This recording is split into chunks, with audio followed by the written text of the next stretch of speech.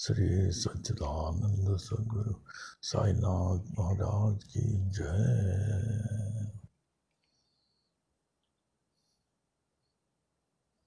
बाबा ने बड़ी कृपा करके, बड़ी दया करके अपने अमूल्य साई महिमा दे दिया। इसका लाभ उठाना हम लोग के हाथ में है। अब एक छोटी सी घटना याद आई, लेकिन महत्व बहुत बड़ा महत्व। लॉस एंजलिस में जो जॉन नजेरियन रहते हैं, जो हर उत्सव में यहाँ आते हैं लॉस एंजलिस से, उनका आने का कारण उनकी बहन को 4th स्टेज कैंसर था। बहुत बड़े लोग थे, वेरी रिच पर्सन। उन्होंने क्या नहीं किया ठीक होने के लिए, लेकिन नहीं, बाद में कुछ घटनाएं कारण बनी। वो आए यहाँ फर्स्ट टाइम कुर्ला में। जितने भी खास खास लोग आए हैं सब कुर्ला में आए हैं। विलियम साने कुर्ला में, जॉन नजेरियन कुर्ला में, और जितने भी खास खास लोग हैं, माने चेंबूर सेंटर वाले, खार सेंटर वाले, थाना सेंटर वाले, जसवानी, जितने सब कुर्ला में ही पहले आए हैं।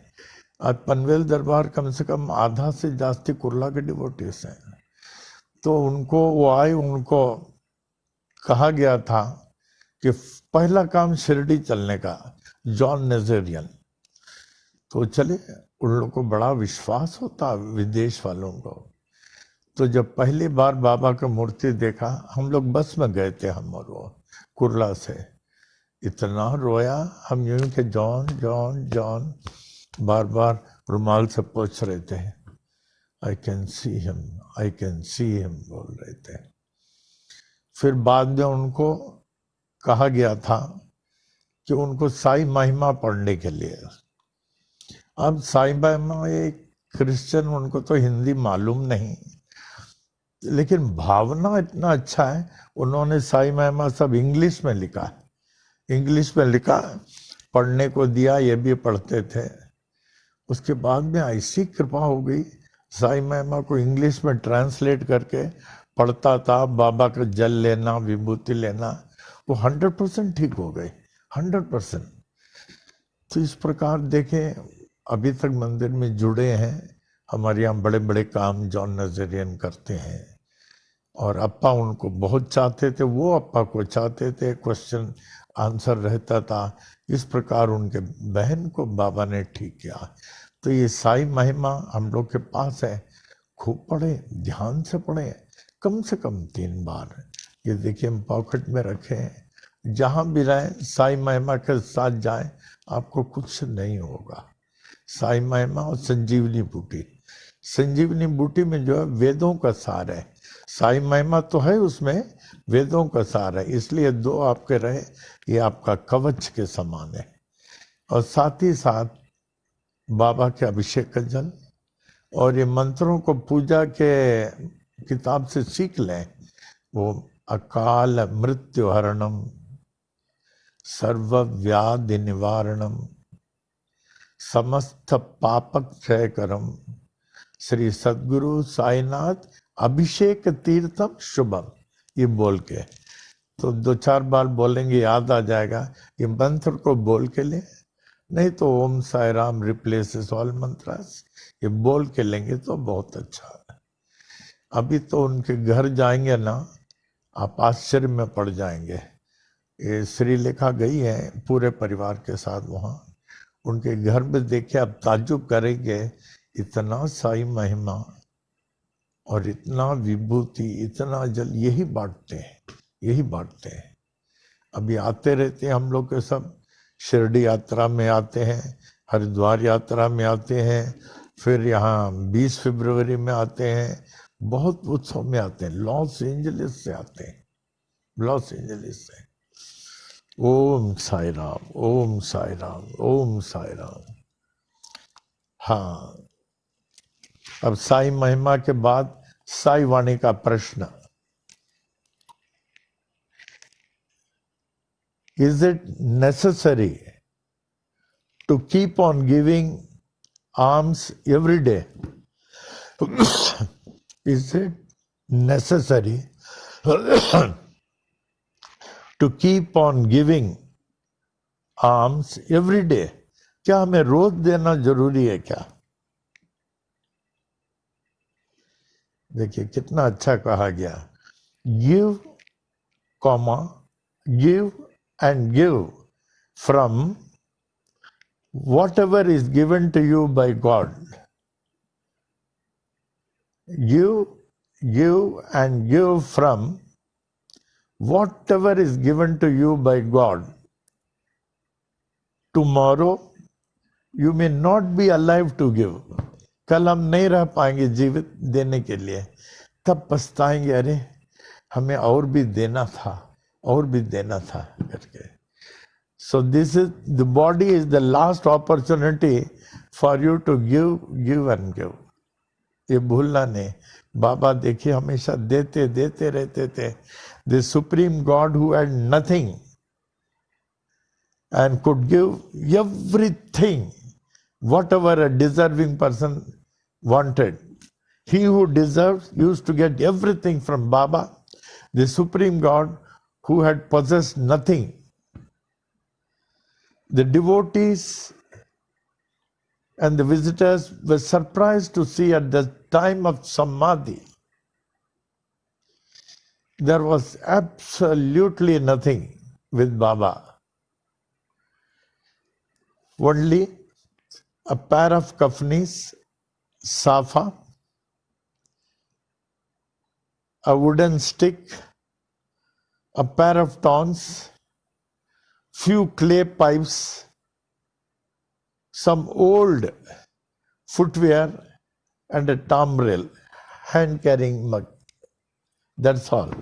The Lord who had nothing but could give everything. The Lord possessed nothing but could give everything to the deserving. कितनी बड़ी चीज है. बाबा के मस्जिद में क्या था? He was a great giver, great giver, great giver. अभी हम लोग इसमें आ जाए, ज्ञान सागर.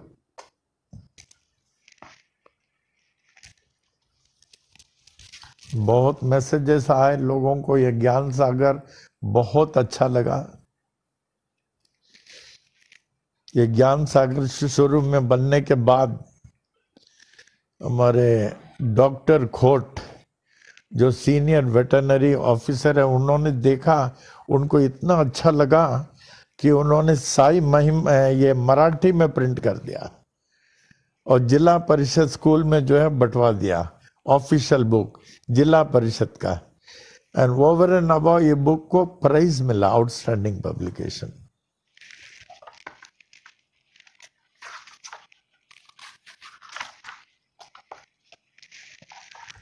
मनुष्य को इतनी आयु कैसे प्राप्त हुई?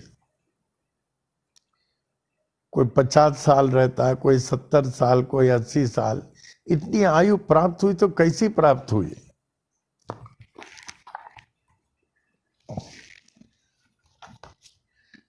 सृष्टि के रचने के बाद भगवान ने सभी को 40-40 वर्ष की आयु दी. कितना? 40 वर्ष की आयु दी. 40 वर्ष की आयु सुनते ही मनुष्य भगवान के सामने आया और प्रार्थना की, भगवान ये आयु मेरे लिए बहुत कम है. भगवान से क्या कहा? ये 40 साल आयु मेरे लिए बहुत कम है. इतनी अल्प अवस्था में सारी गृहस्थी कैसे सुरक्षित कर पाऊंगा? महाराज मेरी आयु और बढ़ा दीजिए ना. मैं अपनी गृहस्थी को कैसे चलाऊंगा इतना 40 साल में? हमारी गृहस्थी को बढ़ा दे, हमारी आयु को बढ़ा दीजिए ना. भगवान बोले, आयु तो मेरे पास जितनी थी हमने दे दिया, सभी वर्ग को सबको दे दिया, सभी प्राणियों को आयु दे दिया. यदि कोई आयु घटाने के लिए आए, कोई घटाने के लिए आए तो उसकी आयु मैं तुम्हें दे सकता हूं. अगर कोई बोला हमें 40 साल नहीं चाहिए, हमें 20 साल काफी है, तो मैं 20 साल दे सकता हूं. कोई बोले कि हमें जो है 10 साल का फिर 30 साल दे सकता हूँ। कोई घटाने के लिए आए तो उसकी आयु मैं तुम्हें दे सकता हूँ, मनुष्य को बोले। समय बीतता गया। एक दिन भगवान के पास एक बैल आया। कौन? बैल। और बोला, भगवान आपने मुझे बहुत लंबी आयु दे दी। किसने बोला? बैल। क्या मैं इतने दिनों तक बोझ ढोता रहूंगा? गर्मी वर्षा को सहकर मरता रहूंगा? भगवान को बोले, कृपा करके आप मेरी आयु कम कर दीजिए। किसने बोला? बैल। उनको भी 40 दिया था, कम कर दीजिए। भगवान को बात याद आ गई, मनुष्य आयु मांग रहा है, क्यों न बैल की आयु उसे दे दी जाए। मनुष्य को बुलाए, मनुष्य इधर आओ। भगवान बोले, भाई मनुष्य, बैल अपनी आधी आयु दे रहा है, आधी आयु दे रहा है, उसकी आयु लोगे? देखो ये बैल की आयु है। क्या बोले? ये बैल की आयु है। किसको बोले? मनुष्य को। वो लोभी मनुष्य बोला, हाँ महाराज मुझे उसकी आयु दे दीजिए। लोभी मनुष्य बोला, मुझे बैल की आयु दे दीजिए, चलेगा। भगवान ने तत्काल ही बैल की आधी आयु मनुष्य को दे दी। आधी आयु दे दी। मनुष्य की आयु जो 40 वर्ष की थी, बैल की 20 वर्ष आयु मिलने पर कितना हुआ? 60। माने हम 40 साल तक मनुष्य के आयु में थे, 40 साल से बढ़कर 20 साल और बैल के आयु में है। कुछ दिनों के उपरांत भगवान ने पूछा, अब तो तुम खुश हो ना? इंसान को पूछा, अब तो तुम खुश हो या और चाहिए? मनुष्य बोला, यदि और हो तो भी दे दीजिए। क्या बोला? यदि और भी हो तो दे दीजिए। कुछ दिन के बाद भगवान के पास एक कुत्ता आया, श्वान, और बोला, भगवान आपने मुझे लंबी आयु दे दिया है। ये 40 साल तक द्वार पर मैं पड़ा रहूंगा, दरवाजे में मैं 40 साल तक पड़ा रहूंगा, मालिक के इशारे पर चलूंगा, चल इधर, चल उधर, बैठ, उठ, मालिक के इशारे पर चलना पड़ेगा, दुत्कारा जाऊंगा, बच्चे मारेंगे हमें, उनके पेट भर भोजन को भी मोहताज रहना पड़ेगा। दया करके मेरी आयु घटा दीजिए और 20 वर्ष कर दीजिए। मुझे 40 साल नहीं चाहिए, मुझे 20 वर्ष कम कर दीजिए। किसने बोला? कुत्ता, श्वान। भगवान ने पुनः मनुष्य को बुलाया और कुत्ते की आयु 20 साल वर्ष कम करके उसे देने के लिए कहा कि तुमको कुत्ते की 20 साल की आयु दे दीजिए, चाहिए क्या? भले दे दो, बोला। 40 साल का रहने वाला 10-20 साल उन्होंने बैल का लिया, कब भले कुत्ते का भी दे दो, चलेगा। तो बोला आयु 60 वर्ष से तो 20 और मिलने पर 80 वर्ष की हो गई। कितना? मनुष्य का 80। ओरिजिनल कितना था? भगवान सिर्फ 40 देना चाहते थे। भगवान ने पुनः मनुष्य से पूछा, अब तो तुम प्रसन्न हो ना? मनुष्य बोला, भगवान यदि थोड़ी आयु और मिले तब तो गुजारा अच्छा हो जाएगा। 80 साल में बोलता थोड़ी और मिले तो अच्छा गुजारा हो जाएगा। यदि कुछ आयु और हो तो वह भी मुझको दे दीजिए, और भी हो तो और भी दे दीजिए। समय बीता और एक दिन एक उल्लू भगवान के पास आया। उल्लू जानते हैं ना, जिनको रात्रि पसंद है, अज्ञान रूपी रात्रि पसंद है, ज्ञान रूपी सूर्य पसंद नहीं है, उल्लू। अब भगवान कहने लगा, आपने मुझे लंबी आयु दे दी है, इतने समय तक मैं अंधा रहूंगा, रात को भोजन की तलाश में जाऊंगा, भोजन मिले या न मिले ये भी निश्चित नहीं, किसी मकान में अपनी बोली बोलूंगा तो लोग बुरे मानेंगे और मारने को आएंगे, लगता यहाँ कहीं उल्लू है, मारो मारो मारो, मारने को आएंगे, बैठने भी नहीं देंगे। महाराज मेरी आयु कम कर दें, भगवान ने मनुष्य को पूछा, पहले तो पूछ तो लो क्योंकि तुम्हारी आयु कौन लेगा। पूछा, भाई क्या उल्लू की आयु लेने चाहते हो क्या? उल्लू भी मनुष्य को बोला, भले दे दीजिए तो अच्छा है। उल्लू को भी आयु लेने के राजी हो गया। हाँ महाराज, ये आयु मुझे दे दीजिए। तो भगवान ने ये भी आयु उल्लू को भी 20 साल का दे दिया उनको। अब मनुष्य को कितना हो गया? 40 से 60, 60 से 80, 80 से 100 वर्ष की हो गई। कितना? 100 वर्ष। अब महाराज भगवान बोले, आप तो खुश हो? हाँ ठीक है। कहा, क्या बोला? हाँ ठीक है। 100 वर्ष, 40 वर्ष तक मनुष्य शारीरिक रूप से हष्ट पुष्ट पारिवारिक सुख भोगता रहा।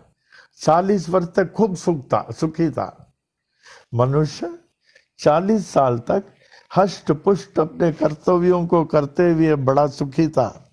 बच्चे पैदा हुए, घरेलू जीवन की जिम्मेदारी आने लगी, पर परिवार को पालने लगा, बोझ उठाकर बच्चों का पालन करने लगा। ये बाजार से ये लाओ, वो बाजार से ये लाओ, वो लाओ, ये लाओ, बच्चों का पालन करने लगा। बैल की आयु काम करने लगा। सामान उठाता था ना, तो बैल की आयु मिला उसको 20, तो बैल की आयु उस पे आ गई, तो सामान उठा के इधर उधर ले जाता था। जब नमक, तेल, लकड़ी, पारिवारिक आवश्यकताओं के बोझ से सब दब गए, तब उसको चेत आई, ये तो बैल की आयु लग रहा है। वो सोचे, ये तो बैल की आयु है, ये तेल ये वो सब मैं लेके आ रहा हूँ और हमको थोड़ा भारी भी नहीं लग रहा है। अगर मनुष्य की आयु होते तो भारी लगता था ना, लगता हमको बैल की आयु मिली है। बैल की आयु का खेल है। 60 वर्ष बीत गए, अभी तो आगे कुत्ते की आयु भोगनी थी।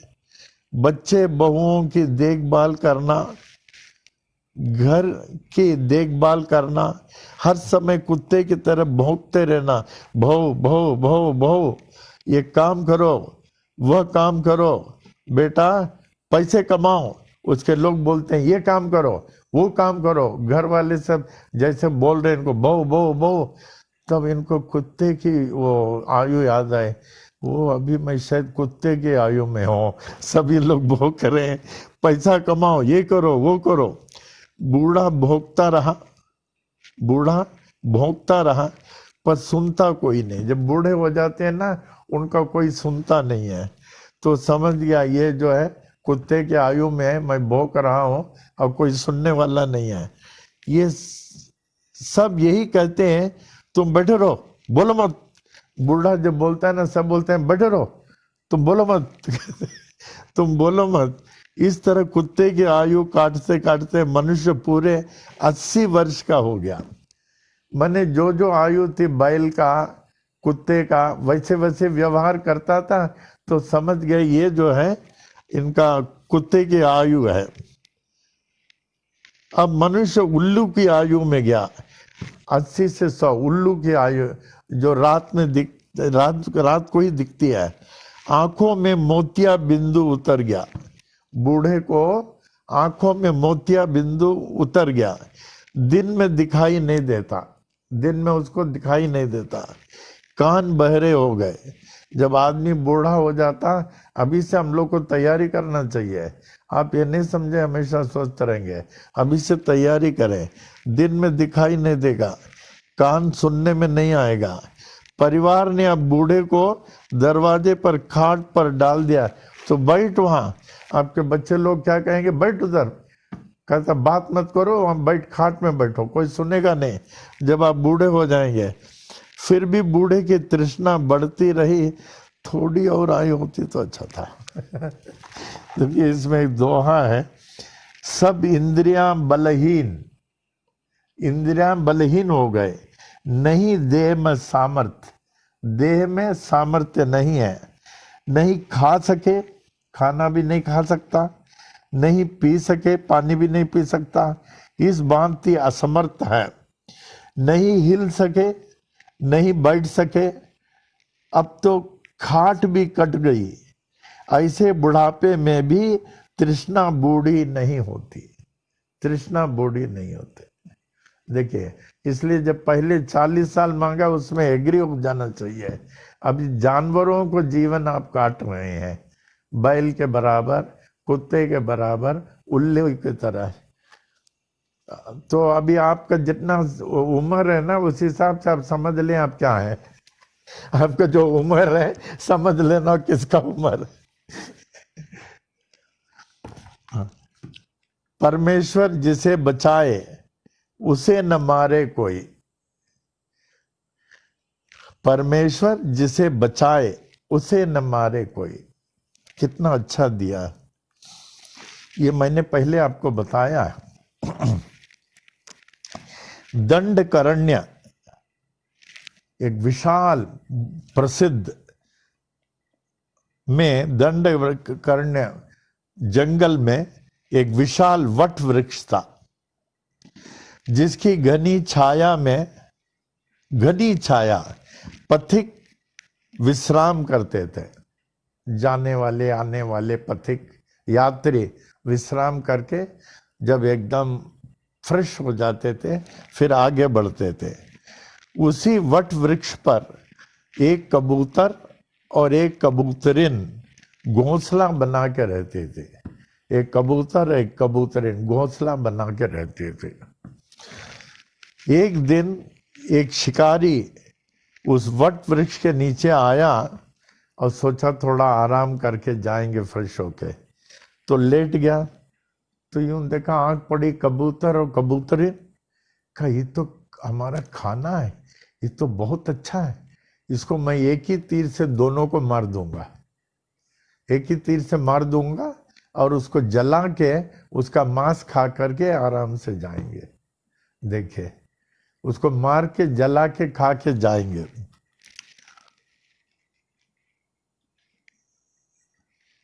का इनको एक ही बाण से मारना होगा, तभी मैं इनका मांस खाकर तृप्त होकर जाऊंगा। शिकारी वट वृक्ष के नीचे धनुष पर बाण चढ़ाकर उनको लक्ष्य करके बैठ गया, ध्यान से बैठ गया। दोनों कब एक सीध में आए और मैं बाण छोड़कर दोनों को मार डालूंगा। उसी समय एक बाज पक्षी आकाश में आए, चील के समान आगे। वो कबूतर को खाती है, कबूतर को खाने में उनको स्वाद मिलता है। कबूतर वो उधर से गए, कहे अरे ये तो कबूतर कबूतरी नहीं, इसको तो खा जाऊंगा हम लोग, चलो बहुत अच्छा। वो कबूतर और कबूतर इनको पकड़ने के लिए नीचे आई और हाँ, उसी एक बाज आकाश में मंडारने लगा कि कब कबूतर कबूतरिन उड़े तो मैं एक ही झपटे से दोनों को पकड़कर मार डालूंगा, दोनों को। मेरा प्रिय भोजन कबूतर ही तो है। अब ऊपर से भी मृत्यु, नीचे से भी मृत्यु, ऊपर से भी मृत्यु, नीचे से भी।